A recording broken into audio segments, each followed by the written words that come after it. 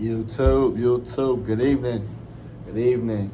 So this video today, and I'm really excited about this video. If you can't tell, like, you're real passionate about real estate, but this video today is specifically for homeowners looking to sell, whether you're looking to retire, downgrade, or you're looking to scale because your family has expanded in size. So again, this video will specifically speak to a few aspects of how to best prepare your house, your property, your condo for the market, and how to get maximum dollar for that property. So this is part one. So I'll run a multi-part series for this because I feel like this is a very important topic. I feel like there's so much that can be said, but I want to give you all some really good guidance and really good information to help you maximize every square footage of your property. So again, my name is Joshua Grace. I am coming to you live from the beautiful city of Cincinnati, Ohio. I am your favorite realtor's favorite realtor, here to help, here to lead, here to guide and educate you on all points of real estate.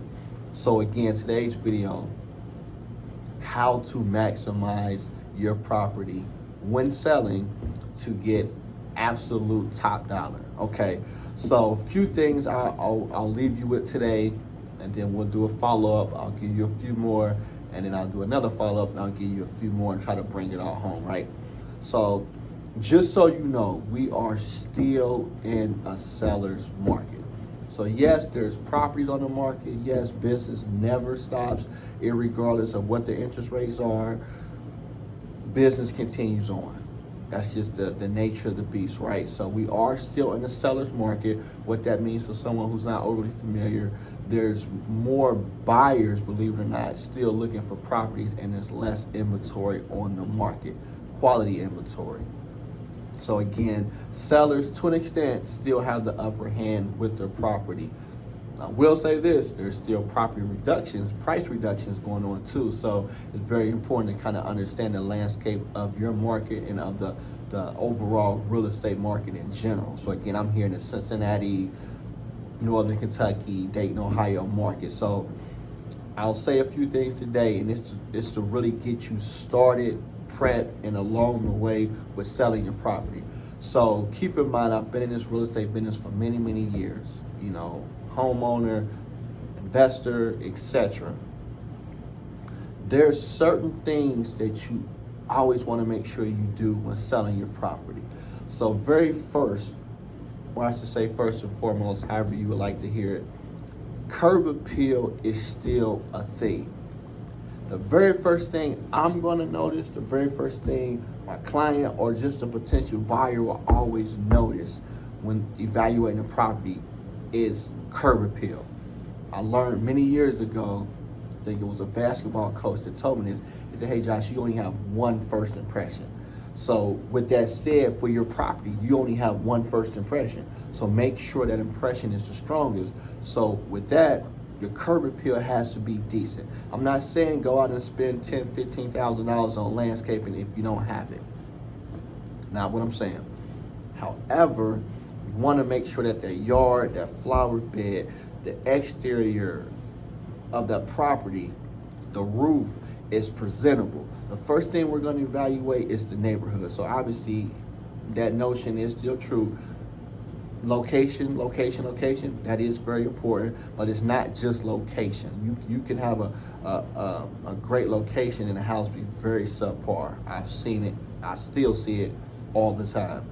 So curb appeal, as best as you can, make sure that lawn, the landscaping is presentable, front yards, side yards, and backyards.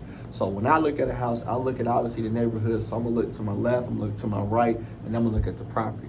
So I'm always looking at the neighbor's house. Now you can't control the neighbor, so control the controllables. So don't fret too much over your neighbors, but you can control your property. You can control your curb appeal and so forth. So again, make sure that lawn and landscaping is presentable. If you have a house that is not all brick, make sure if it needs power wash, make sure it's power wash. Little things, right? Roofs can be expensive. I'll be transparent. You know, the average roof is going to cost you about $10,000, $12,000. I'm not saying if you don't have it, worry about the roof as far as a brand new one, but you do want to make sure that you're maintaining that roof. So if you have missing shingles, get a cost bid on that, because whether it's now or during the inspection, it will come up. And I've seen roofs that need to be replaced and the sellers weren't willing to replace. I've seen deals fall apart based on a roof. Like, trust me. So again, if you don't have the money to replace your roof, that's one thing. But if you do have some additional funds and you can do some additional work to the roof, i.e. missing shingles, replacing those shingles, gutters, downspouts being replaced, etc., make sure you're doing those little things, because they will go a long way in that home selling process. So again, curb appeal, make sure it's presentable, make sure that lawn and flower bed is presentable, make sure the house is power washed if it needs it, make sure the roof is presentable, downspouts, gutters, etc. Last thing you want to do is have half a gutter hanging out. That's the first thing we're going to see, and that's just not a good look when trying to sell a property, okay? And your agent should tell you that too. So just free game. Next, as we walk in the house, I have a rule of thumb.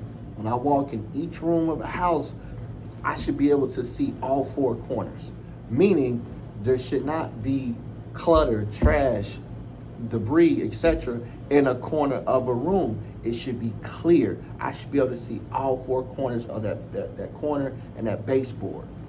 Very important, especially if your house is under 1,600 square feet, which is, by all means an average size house, but the point I'm making, it's not a huge property. So you always want to give that illusion that the house is bigger than what it really is, right? So again, each room, I should be able to clear and see each corner. And the kitchen's a little different, I get it, but for the most part, bedroom, living room, dining room, office, study, basement, I should be able to see all four corners in each room. That's one. If you are going to paint and you have a smaller home, again, I say smaller, really anything under 1,000 square foot is considered a smaller property, but I say under 1,500 square feet, go with lighter or neutral colored paint. I've seen it for years and it still it bothers me sometimes. But if you have a smaller house, go with lighter colored paint. It just gives the illusion that the room size is larger. If you have natural light, show off that natural light, because again, it gives the illusion that the room is just bigger in size. So go with lighter color or neutral color paint.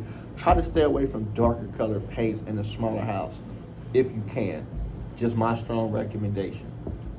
As you navigate a house, again, you want it to really be decluttered. It's so important. If you have a garage or you have storage in the basement, or I know people who have separate storage off property, declutter your house.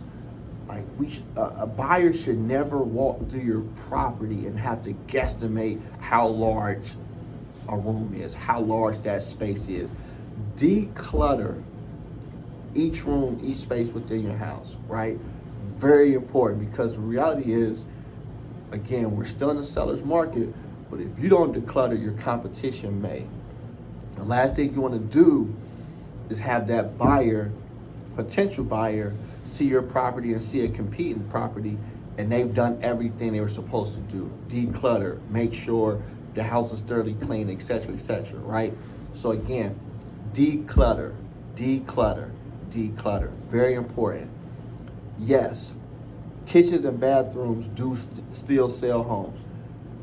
Very important. Now, I do understand everyone doesn't have a bunch of funds just laying around to do a complete kitchen makeover, a complete bath makeover. I understand.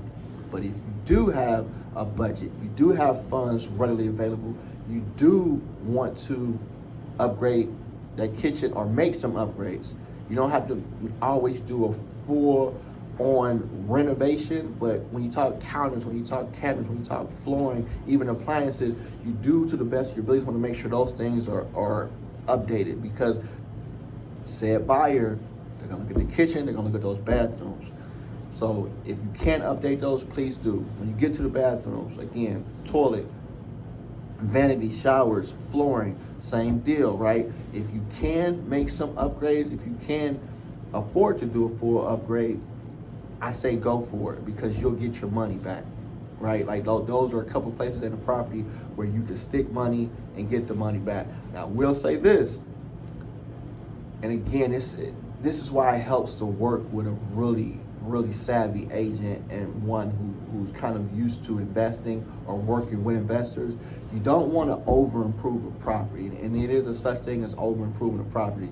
I'm a firm believer, this is just years of experience and just honest perspective.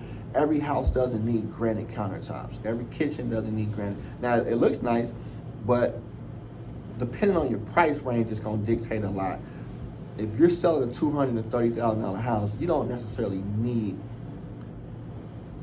let me retract that. If you're selling a house under $250,000, that potential buyer is more concerned with having a washer and dryer that works and appliances that are updated and functioning well, opposed to having granite countertops. I'll say it that way. Ask me how I know. I've seen it time and time again. It really depends on your buyer, your price range, and the price point.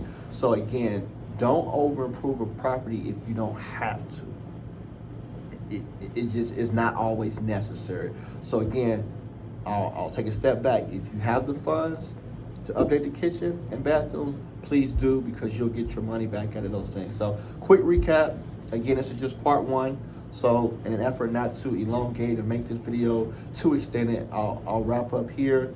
Curb appeal, very, very important. You want to make sure that first impression is your strongest impression. From your landscaping to your flower bed to your gutters, your downspout to your roof. Make sure the outside of the house invites you to go inside the house, okay? Declutter, declutter, declutter. You want to make sure each room of your house is decluttered, and you want to make sure that that buyer can see all four corners of each room. Very important, trust me, very important. And then updating. A couple places in the house where you always get your money back. Kitchen, bathroom. If you have the funds, update your kitchen. If you have the funds, update those bathrooms, because chances are your competition, and your competition is any property that's comparable to yours on the market, has done so. So again, next video, I'll really break down how you can shoestring or how you can really leverage a smaller budget to do some upgrades and some things that can kind of help you out in that capacity. But for this particular video, I hope those things really helped you. Again, if you're in the Cincinnati market and you're looking for someone to represent you on your next transaction, sell your property, get maximum dollar, feel free to reach out. My name is Joshua Grace, 513-304-2416. Thank you.